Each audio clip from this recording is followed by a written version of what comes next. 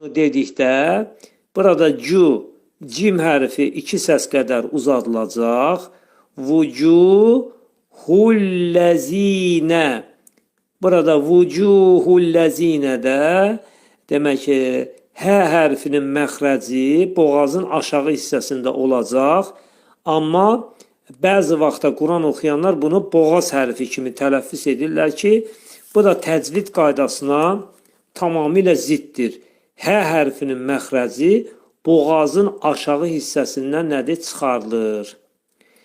Burada əlləzinədə ləm incə samitlər qrupuna aiddir. Əlləzinə zi pəltəkdir. Yəni zi 2 səs qədər uzadılacaq və zəl demək bu hərf pəltək hərfdir.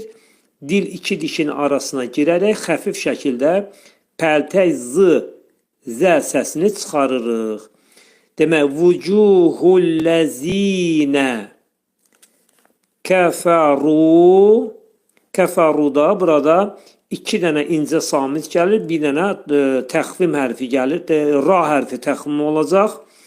Kəfəru və qilə və zəf hərfinin məxrəci dodaqlar demək nə olur? Qönçələşir və deyirik. Və qilədə uzunluq var. Qi 2 səs qədər uzadılır.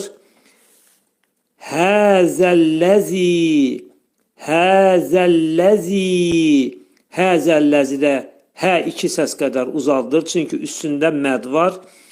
Zə pəltək deyilir. Ləzi kəlməsində ləmin üstündə gördüyünüz kimi 2 dənə şəddə var. Təşdidli hərfdir. İncə çıxarırıq. Sonra ləzi dedikdə zi 2 səs qədər.